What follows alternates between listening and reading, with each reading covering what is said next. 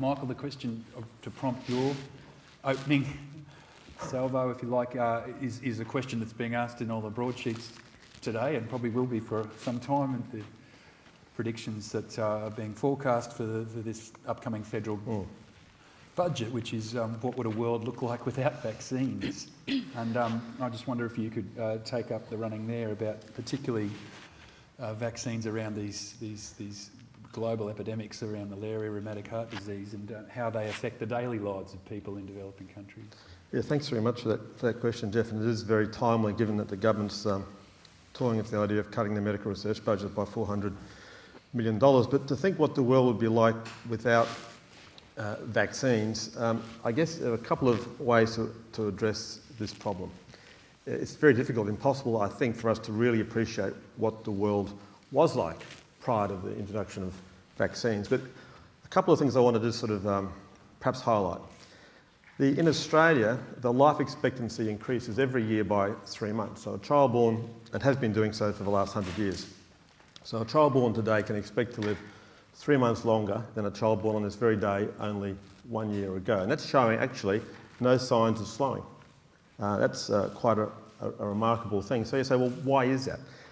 Well, there are a number of reasons why that is. But if you look on the flip side, and if you look in poorer countries, in the developing world, you see life expectancies in many, many countries, like Australia was that 100 years ago, about the 50 years, which was life expectancy in about 1900. What are those countries missing out on? Well, obviously many things, but two of the things that I focus on, or one of the things I focus on mainly, is health. And health delivery and health translation. So, for example, what are they missing out specifically? And Tim's referred to vaccines, and I'm very glad that you did, thank you. Because if you look at the uptake of vaccines in Australia over the last 25 years, we now in Australia have available to us routinely about 13 or 14 different vaccines. The latest being the human papillomavirus vaccine to prevent cervical cancer, which is the second commonest cancer of women in the developing world, developed in large part here in Brisbane by Ian Fraser and his team. Such vaccines are not available, not affordable in the developing world. So where there's 13 vaccines been taken up in Australia and United States and Europe in the last 25 years, there have been 7 in broad usage. And obviously Tim's referred to the pneumococcal vaccine and so on. Clearly there are communities which can benefit from that, and thank the Lord they do. But in widespread use, hepatitis B was the last major vaccine uptake, and not even that is as widely used as it could be. So that's in part of the answer to your question. So what would the world look like without vaccines? Well, we can't imagine it because we have not experienced smallpox. Some of us might remember polio. Well, certainly would have heard about it from our parents, and what a scourge and a scare that was. But prior to the introduction of the polio vaccine in 1954, 1955, 1,000 children every day would develop polio paralysis.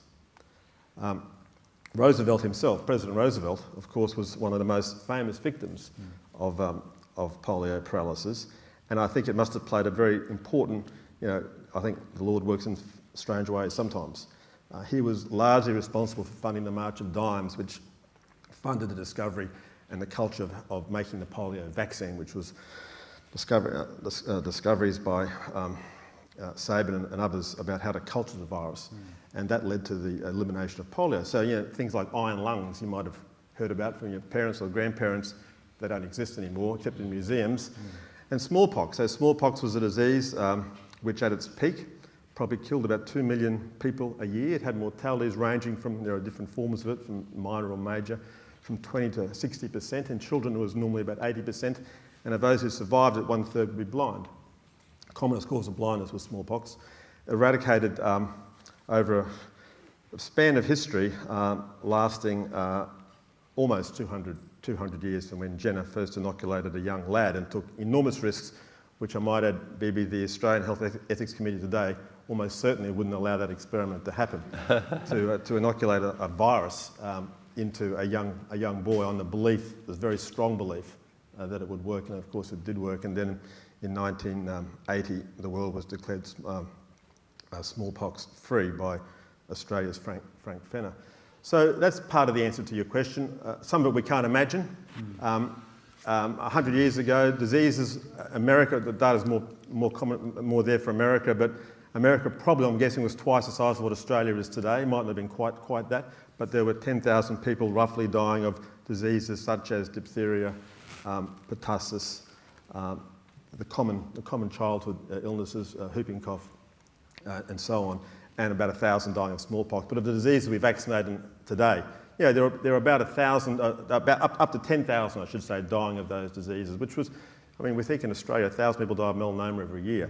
What an enormous figure that is, and how devastating it is. But 10,000 people dying from this one virus. So that's what the world will be like about vaccines. And what we need to do now is make sure that the existing vaccines are used more, deployed in poorer countries particularly, but also to develop new vaccines to save the lives of about 10 million children who die of diseases for which vaccines could be, in theory, developed.